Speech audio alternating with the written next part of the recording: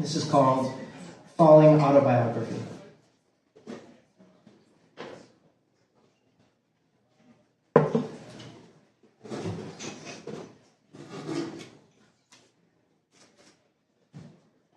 Fields surround the town where I grew up. Tall grass as far as the eye can see. When I was 5, I got lost in those fields and wandered around for hours. Wind rustled the grass the way a hand might rustle hair. When I was 6, my parents sat me down in the dining room table and spoke in hushed tones. "Well," they said, "you've got a legacy." I asked what that meant. "You come from a long line of skydivers," they said.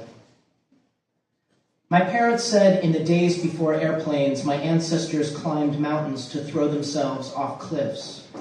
In these parts, they said, my great-grandparents were famous for their stunts. Even now, if we went to a field on Sunday, we'd see relatives jump out of a small private plane and land 30 miles from town. "Really?" I said. My parents said my aunt and uncle jumped every summer, and sometimes my cousins fell with them. I asked my parents if they jumped too. "We do," they said. I told them I wanted to see, but my father said I wasn't ready yet. "You have to be prepared," he said. "It isn't pretty." My mother adjusted her pinafore. At night, she tucked me in, patted my hand, and assured me the condition was genetic. When I was 8, airplanes began to appear in my dreams. They moved through the sky without sound while I stood on Earth and watched their vapor trails break apart and vanish. I'd wake up in a sweat, my heart pounding. Later that year, my father called me to his study and shut the door. His hair was combed back, his eyes serious behind black-rimmed glasses. My father had good posture, though he often seemed anxious and uneasy. I told him I'd made some decisions. I said I'd changed my mind about the legacy. "I'd rather be a zoologist," I told him. My father fiddled with some papers on his desk. "We don't like it any more than you," he said. "I want to be a boxer," I said. "I want to mow lawns." My father said I'd get used to the idea. He said, as children, there are things we can't understand. Certain truths must be accepted. We have to trust the wisdom of our elders. I left his study and went to my room. In the hall, I saw my little sister on the floor, lifting her dolls and letting them drop. At dinner, between bites of casserole, my mother told stories, family stories about falling. My grandfather fell 30,000 feet through a storm and narrowly missed being speared by lightning. My grandmother displayed elegant form as she fell, her white hair whipping in the wind. I was 10 years old by then. I asked if the legacy was something other kids had. My parents looked at each other. They said our family was unique. I affected a casual attitude. "It's not absolutely necessary, though," I said. My father waved his fork and said, "Jumping is part of your natural condition." Slowly, despite my fear, I began to accept the fact. In the sketch pad I got for my 12th birthday, I drew pictures of airplanes caught in strangulating clouds and taped those pictures to the walls of my room. Now and then my parents would leave the house separately or together and claim to be going on a jump. I asked if I could come and watch. They said, "Soon." When I was 13, my father described his first parachute to me. It had a camouflage pattern, he said, with patches near the edge. It was stored in the closet in a second-hand suitcase. He took the suitcase down and opened it. The chute crinkled to the touch and seemed to be made of paper. Later, in his study, my father explained drag ratio and vent style. He described annular and pull-down apex types. My mother told me if I didn't practice, I'd never survive. One afternoon, I climbed to the landing of the living room stairs and jumped. For a flash, I felt nothing but the blinding pull of gravity, Then I sprawled flat on the carpet. My head tingled.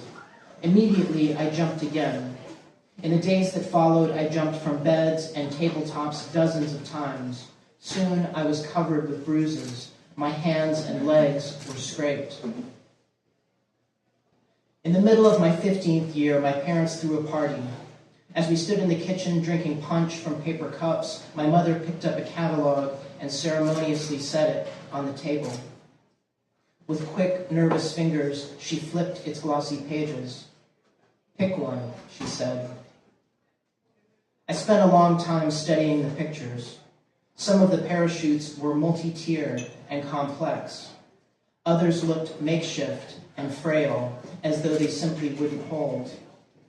Finally, I chose one with a spiral pattern and cheerful blue fabric. "Optimistic," my father said. Sometime later, a box arrived. When I opened it in my room, bright blue fabric spilled across the floor. I pulled the straps of the harness tight over my pajamas, draped the loose nylon over the bed, and crawled underneath it. At night, the wind blew through the open window, lifted the fabric, and made it breathe in the dark. I slept with the parachute every night, and the days seemed to go by faster. One morning, when I was 16, I climbed to the roof of the house, the parachute still attached, and jumped. The chute didn't open properly, and I broke a leg. As I recuperated on the couch, my leg in a cast, my father told me how landing was the hardest part. He said to bend my knees and ready myself for impact. "If one thing goes wrong, you'll be smashed flat," he said. "The life will get knocked right out of you." After I turned 17, I started jumping off the roof. Time still crystallized for an instant, but the falls went faster, and as the days passed, I was filled more and more with a sense of foreboding. I told my mother it didn't seem natural. "Of course it isn't," she said. She was ironing a shirt. "Who throws themselves in the air? It's not something you want. It's against human nature, but you'll do fine. I know it." My father was listening from the couch. He said I'd be afraid. Actually, he said, that's an understatement. You'll be terrified. On the calendar, my parents had circled a day in red pen. I watched it approach and counted the days. Soon my father said, "It's time." "Already?" I said. "We'll all go together," he said, patting my shoulder. I went to my bedroom and said to myself, "It's only one jump. How bad can it be?" I washed and refolded my parachute, smoothing its spiral pattern. I spent a long time fitting it into the pack. On the morning of my 18th birthday, my mother made an enormous breakfast. Eggs, ham, pancakes, toast, coffee, fruit, and biscuits. My sister picked at an orange with her teeth as I paced around in the kitchen. "Eat," my mother said, but I wasn't hungry. My father drove us to the airport. I sat in the back seat, wearing my chute. My father said he'd forgotten the suitcase with his old paper chute, but told me there was probably a spare in the plane. He drove right onto the tarmac and parked. The plane my parents selected was a single-engine biplane from the 1940s. Its wings were painted red, the fuselage white. "For old time's sake," my mother said. We climbed in the cabin and buckled up. The weather wasn't good. Wind slapped the sides of the plane as we taxied down the runway. Takeoff was rough, but my little sister was clapping her hands. I fought a sick feeling and fastened the harness until the straps were sharp across my chest. "You were born to do it," my father said, slapping my back, "and it's not just because you're from a family of skydivers." "That's enough of that," my mother said to him. She leaned over and cradled my face in her hands. We were gaining altitude. By then, the engine was so loud, we had to shout. "We're not coming with you," my mother shouted. Even my sister had a funny expression on her face. My father shook his head and smiled. I looked back and forth between them, studying their faces. The story was a setup, a trick. Not once had I seen someone from my family jump. My father opened the Bombay doors and wind blasted our faces. I could tell there was no use resisting. I donned my goggles and aviator's cap, and as my family waved, I imagined I must have looked like a stranger in their eyes, an astronaut leaving Earth, or a kamikaze poised to begin his mission. I stood at the Bombay doors while panic drummed in my chest. "Look before you leap," my father yelled, "though it won't matter much." He was trying to be funny, I think. He put his hand on my back. I either jumped or was pushed, but I fell away from the plane. Instantly, the buzz of the engine shot out of range. Since then, I've heard nothing but wind.